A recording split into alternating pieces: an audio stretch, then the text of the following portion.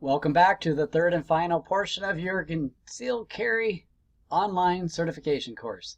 We are addressing three different phases of this idea of concealed carry. Think smart, act smart, get smart. Think smart had to do with understanding firearms. Act smart had to do with understanding you. Get smart now has to do with understanding the Iowa laws. We think about all the rhetoric that comes across the airways and TV channels. And I just have to stop and say, did you know that guns are used 2.5 million times a year in self-defense? Law-abiding citizens use guns to defend themselves against criminals as many as 2.5 million times a year. That's about 6,850 times every day. That means that each year, firearms are used more than 80 times more often to protect lives of honest citizens than to take lives. Love that. And that's why you're doing what you're doing today. So Iowa has two main areas that they start with when it comes to weapons-free zones. The first is within 1,000 feet of a public school or a private school. So at that point, we consider 1,000 feet from the football field, 1,000 feet from the playground, from the track, from the parking lot. 1,000 feet is 1,000 feet. And that doesn't mean stepping out of your car with it. That means that we cannot even have it in our car within 1,000 feet. Unless you're driving by, there's no intent to pull onto school grounds. You just have to get from point A to point B, and you happen to go through that red zone. Since 2013, they have amended the wording of that to allow you to drive past, as long as your wheels keep rolling in general, right? So the second place here is in or on the real property comprising of a public park. That's a mouthful. So unless there's an area designated for hunting, which would require you to have a firearm, then you are not allowed to take your firearm into that public park area. Well, of course, anywhere that's posted no weapons, just like any other state. School bus drivers cannot carry, nor can they smoke. Evidently, they can do anything else as long as they don't smoke or carry. State fairgrounds, state universities, this is being revisited continually. Casinos, and then state buildings. Now, until recently, it also read, or capitol complexes. HF, House Form 517, is addressing to allow carry in capitol complexes. We'll discuss that here in just a moment. What the Code of Iowa comes out and says is that if you're involved in a public offense involving a firearm or an offensive weapon, and you're in a weapons-free zone, they'll take that violation and basically impose twice of the maximum sentence. So they mean business, and Iowa laws are really pretty flexible. They're very open-minded when it comes to where people can carry and how they can carry, and it's even getting better. But they're basically saying if you do break the law and they're really reasonable, they're going to take that to the fullest extent of the law. Now, where can we travel with our Iowa concealed carry? I too live in Iowa. I have an Iowa concealed carry, and I consider that any reasonable day's drive, I'm perfectly okay to carry, except for Minnesota and Illinois. Now, Minnesota, I can have it packaged in a hard case, locked, should be connected to the car, in the trunk or the back of the SUV, ammunition in the glove box. When I get onto the property where I want to hunt or fish, I could pull it out once I'm on private property. The state of Minnesota says A-OK. Minnesota, not so much. Illinois, not so much. If you call ahead, they'll tell you to travel the same way, stay on the interstate, don't get off but for gas and food and jump right back on. However, with the utmost respect for our neighbors to the east, I wouldn't even carry in that state at all. Other than that, in total, we get 31 states. Iowa does not publish them, so they're able to change at any time. I recommend downloading an app that will give you every state's laws, and if there's reciprocity. The one that I have on my phone is Legal Heat, and it's Legalheat. It is a group of attorneys out of Utah. They do concealed carry. They do a fine job of updating that app, But always, it is up to you as a gun owner to know the laws that pertain to the state where you're standing. So these Iowa laws are only good in Iowa. If you go somewhere else, you have to follow theirs. All right. There's an important topic in that app that I just told you about. Would also let you know this. Some states are need to inform and some are not. Well, what does that mean? Well, if you're pulled over by a peace officer being sheriff, state patrol, police, DNR, if you're in contact with an emergency, EMT, an ambulance, some places require you to disclose immediately that you're carrying. You'd have both pieces of ID, your driver's license, your concealed carry, and disclose, I have a firearm, it's at 3 o'clock on my hip, it's in the glove box, console, trunk, whatever. I was not one of those. And this is where having that app and having this knowledge is important. Iowa is a need not inform state, but out of courtesy and just compliance, no, more courtesy than compliance, you can still let them know. But in either case, if they ask you, if they come right out and say, is there a weapon in the car, then absolutely you must reply honestly and let them know that there is. Now, the long-awaited Stand Your Ground goes into effect June 1st, 2017. Under this new law, a law-abiding citizen would have no duty to retreat. That's the first part of it. Prior to this law taking effect, a person is required, there's a duty to retreat, to try to get away. And if they didn't, they are subject to civil lawsuits. Well, no longer. And so as long as they're legally there, they're not the ones causing crime and then pulling on this lever to help protect them. As long as that's not the case and they're truly are law-abiding citizens, then they don't have to justify their action. If they felt like their life was in harm's way, as a normal person would be fearful for their life, then the state's going to allow them to be defended without having to defend themselves. So it's a really great step. My caveat is I think we should still try to get away if we can. We don't want to have to use a firearm if we don't need to, but it is great to know if it ever came down to that, me as a citizen of Iowa, I would know that the state is on my side and is not trying to make me out to be the bad guy. So there's another piece of this House Form 517, and it has to do with the Fourth Amendment. And it simply clarifies, because under this amendment, we get people who try to interpret this the wrong way, that if a person's just carrying a gun on their side, they could automatically just assume that they have evil intent. As a person who has open carried, I have felt this heat from people as they've looked at me with scrutiny to try to see if I'm going to do something wrong and ready to pounce if I am. This takes this completely out of the way. If I'm not doing anything that looks threatening, I'm not speaking maliciously, I'm not acting fidgety with my gun, I'm just carrying, this is now going to protect me, that a person could not just come out and say, I have evil intent, and start causing a ruckus. This is in our favor. There's another one that moved in our favor, and the dates and details are still to be disclosed to the public. But what this does is it prevents the directors from Department of Administrative Services from prohibiting law-abiding concealed carry permit holders from carrying, people from transporting, possessing any handgun in or on Capitol buildings. That is huge. That is very forward-thinking for Iowa. Really, really proud of a lot of these things that are happening. There's also another one that rolled out that we have seen, because we do the Utah concealed carry non-resident class as well.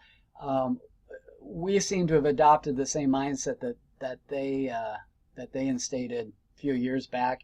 But this is on the heels of Hurricane Katrina, when there was a national disaster, and of course looting and crime and murder went through the roof. It was crazy.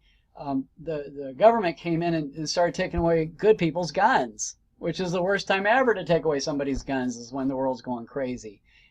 So Utah, on the heels of that, said, no, we're not going to allow the government to take away our guns during a time of national disaster. How much sense does that make?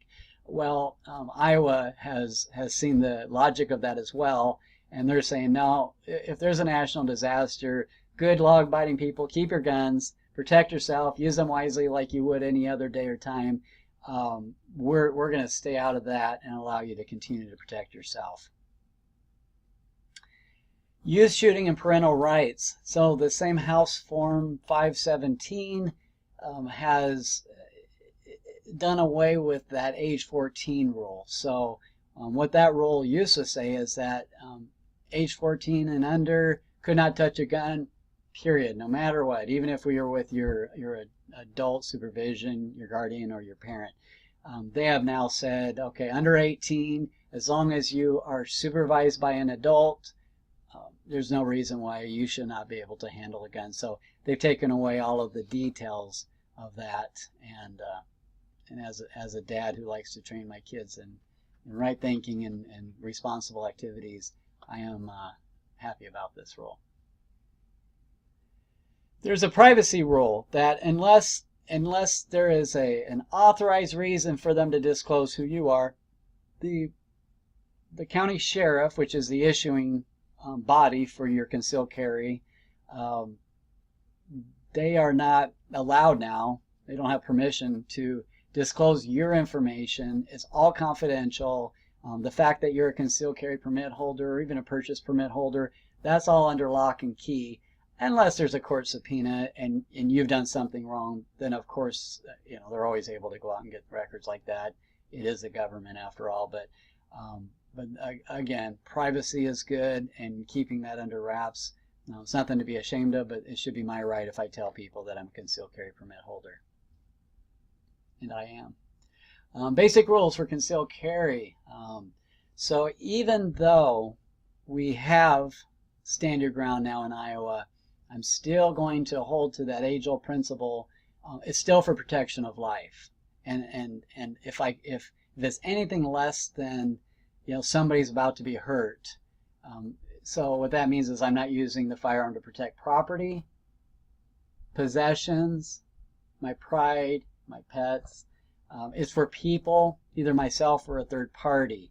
Now, most states agree upon these 4 areas of risk: risk of death, sexual assault, kidnapping, or serious bodily injury. Now, serious bodily injury isn't just that I got a blow to the face and it's going to mar my beautiful appearance.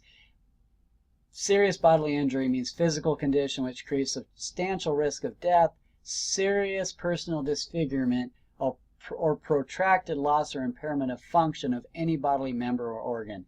So it's seriously jacked up. It's not just I got punched or bruised. It's a lot deeper than that. Did it land me in the hospital for a prolonged period of time?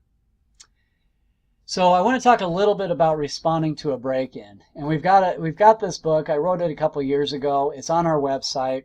We certainly welcome you to go download it. It's a PDF, and what it does is it addresses home defense. The subtitle here is How Being Tactical May Get You Killed, and this is something that I suppose isn't as popular as somebody teaching a tactical class, but keep in mind, tactical movement is team. So you've got your partner's back, your partner has your back. We think of SWAT, we think of police force, we think of SEAL team, special forces such as that, where they train in close quarters. What I want to talk about, somebody breaks into your house. You've got 2 choices. One is you can grab that firearm, rack the firearm, grab your flashlight, and go out and engage the intruder. And of course, that kind of comes natural. We want to protect that which is ours. Justice rises up in us and says that person doesn't have a right to be here. Fair enough. What I want to submit to you is that when we take purely a tactical standpoint, we go into tons of unknowns. I've listed out just a few of them here, and even these few are huge all by themselves, enough to justify considering Plan B, another alternative solution. But the unknowns of becoming tactical and moving through the house and trying to engage the intruder so we can shoot them down, well, we don't know how many there are. We don't know what the number of intruders. So I may think that I'm spot on target and ready to fire upon one intruder while that person's partner was strategically hid behind my arm wall ready to fire at me. And they saw me coming down the hall because I'm the one making the noise and had the flashlight. So they know that I'm on my way. We also don't know their intent. So not knowing their intent, we have to assume the worst. So we assume that there's multiple attackers. We also have to assume that their intent is to hurt me. We have to assume that they're armed, that they have a higher than average skill level, and that perhaps they have experience shooting people. And most of the people taking our courses hope they never have to, and they certainly never have, unless, God bless you, if you served in the military and had that experience. But of course in Iowa you don't really have to have this course because your Form DD-214 would work for you. I would submit to you that at best there's a 50-50 chance of your survival by entering the fray, going and engaging the intruder on his or her terms. It's usually a him. By engaging the intruder on his terms, I would say we don't even have a 50-50 chance, but let's just pretend that there is one intruder and it is a 50-50 chance of survival. Those are horrible odds. Like, who places the shot first? Who lands the first shot? And you're the one carrying the flashlight. I would say that those aren't really good statistics in our favor. Just me, call me silly. I like to introduce what is considered strategic, and this is all in the book, so you can read more detail. It's a quick read, but there's more detail than we're covering in this online course.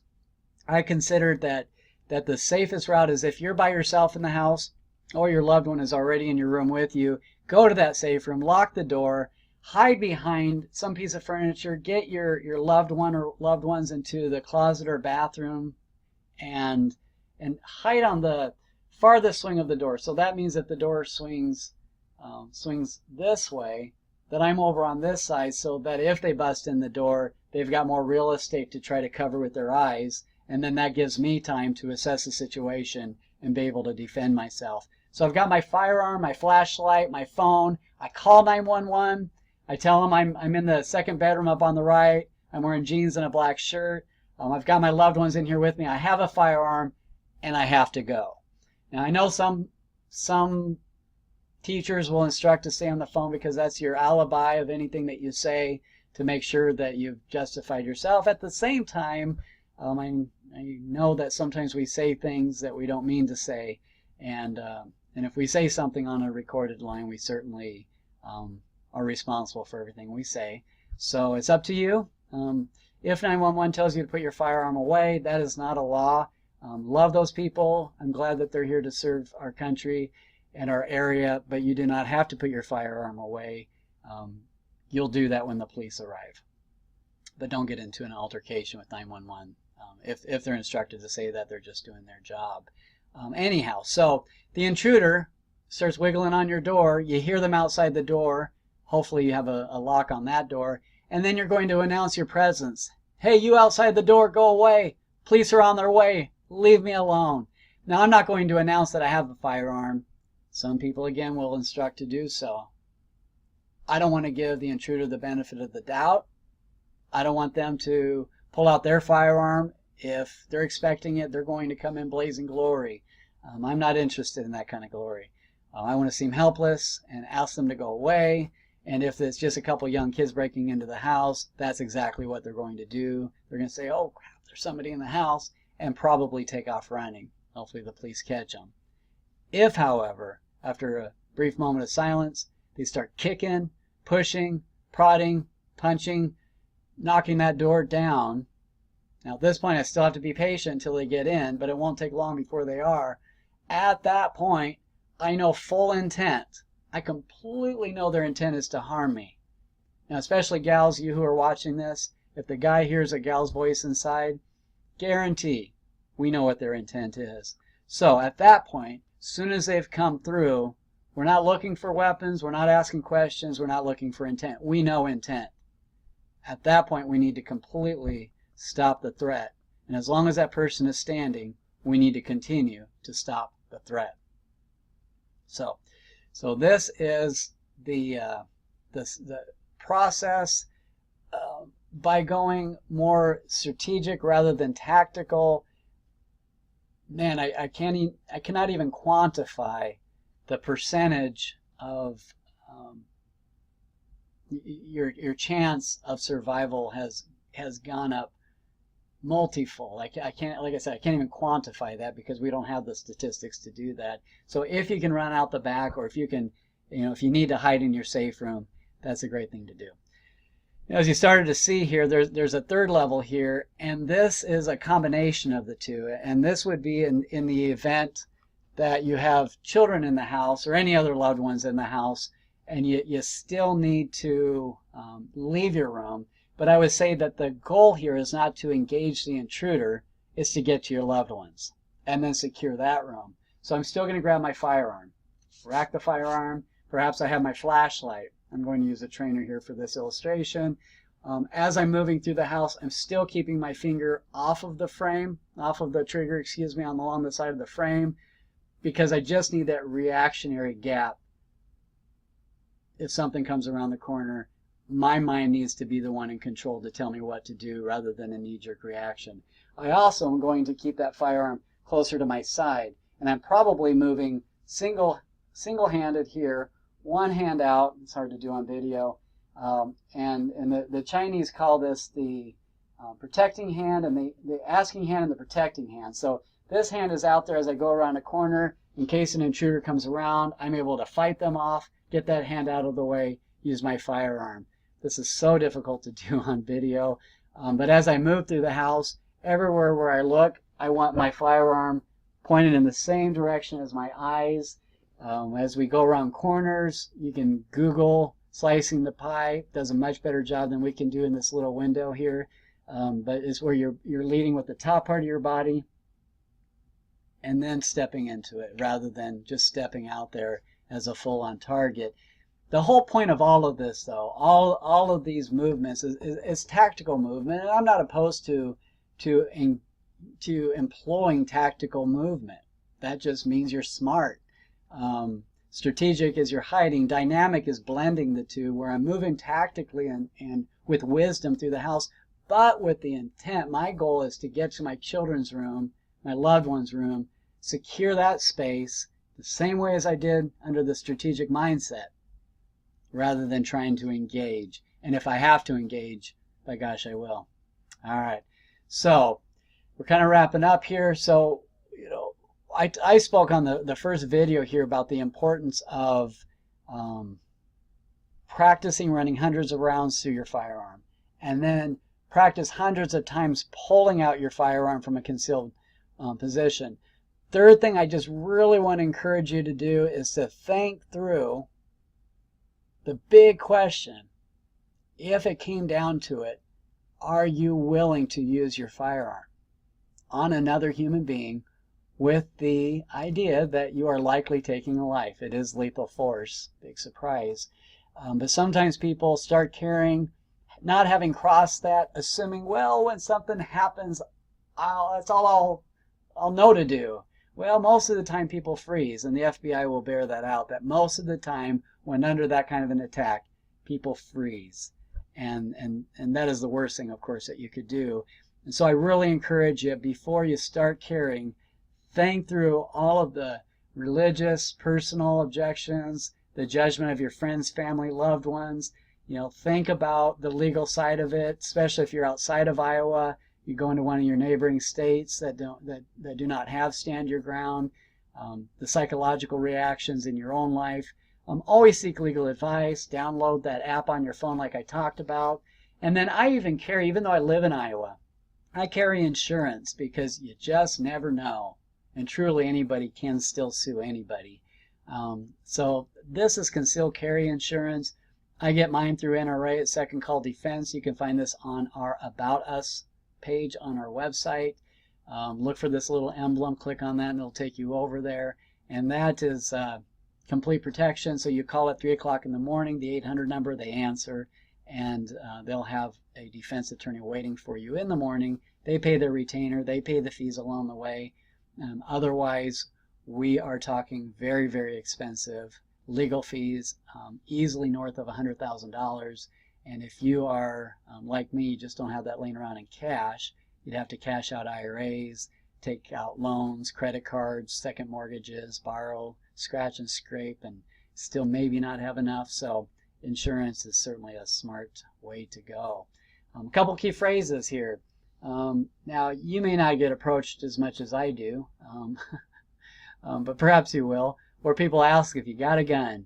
I have stickers on my truck, and so I pull up to Walmart, and the guy out front pushing carts, got a gun on you? Well, it's kind of a redneck question, but the best answer if you are asked is, who knows, or hard to tell, because you don't want them to know if you do, and you don't want them to know if you don't, and you don't want to be a jerk, so just shrug your shoulders and say, hard to tell. To the confronter, we really want to try to get away from them, as don't hurt me, leave me alone. But again, now with Stand Your Ground in Iowa, we don't have a duty to retreat, so this is just really your way of still trying to control the situation. With 911, we want to express to them that we're afraid for our life, because you probably are. To the police, when they arrive, always put your firearm down. Be the first to call 911, always, even if you ended up not firing the gun, because it's always deemed that you're the smart, innocent one if you're the one who calls first.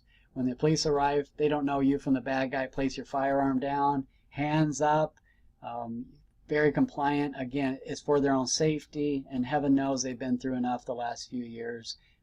Very compliant. We're always being the right kind of people, because they usually are. And then in court, we want to use the expression, I had to stop the threat, rather than using the K word. I had to kill him. He was going to kill me first. Well, no, I didn't mean I had to kill him. It was an accident. Can we scratch that? No, they don't usually let you scratch it. So never use the K word in the first person.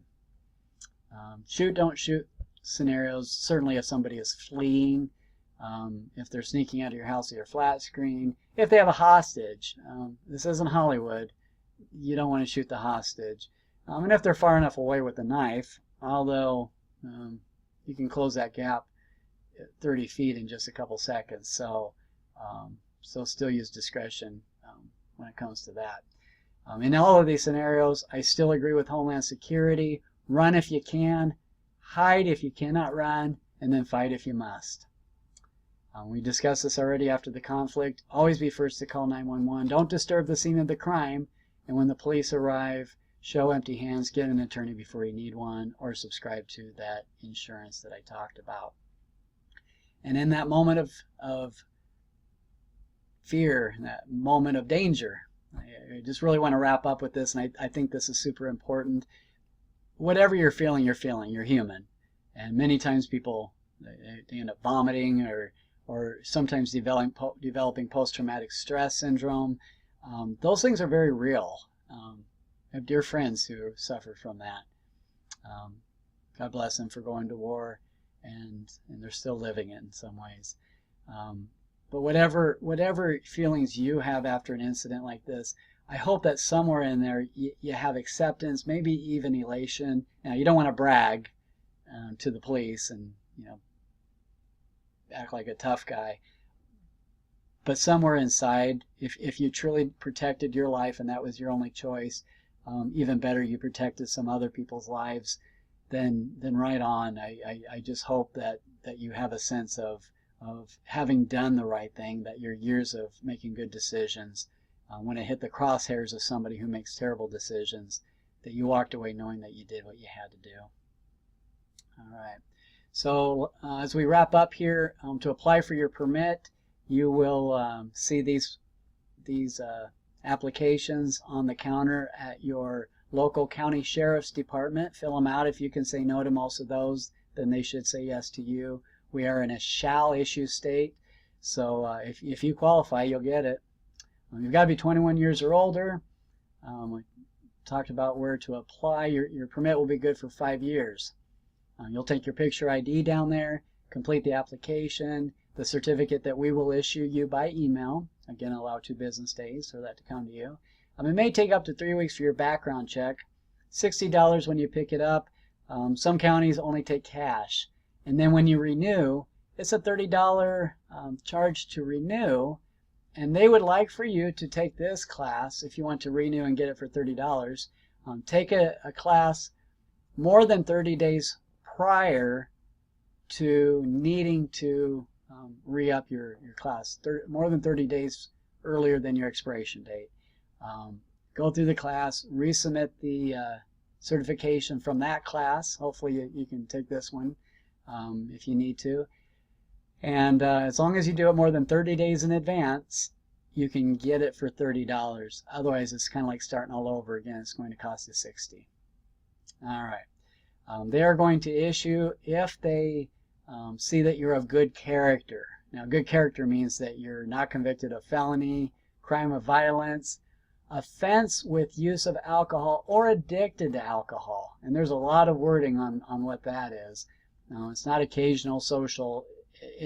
They look at the records and see if you've had family history and problems pertaining to your addiction. Offense involving unlawful use of narcotics or other controlled substances. Offense involving moral turpitude. So you just made some bad decisions there, and also domestic violence. And hopefully you've gotten that under control since then, if that's you.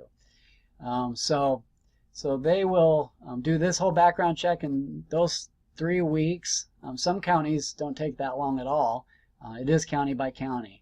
And so they'll let you know when you go there.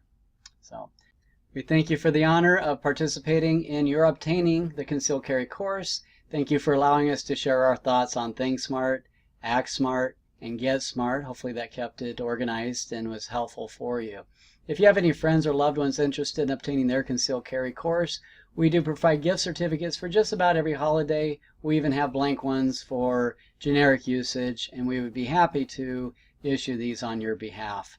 Lastly, if you enjoyed this event, please like us on Facebook, share us with your friends, refer us to those that you know, and leave a comment for us on Yelp if you're a Yelp user. That helps us greatly. Unless it's not a good comment, then we don't want it. All right. Well, thank you so much for joining us today. And as always, have a smart day.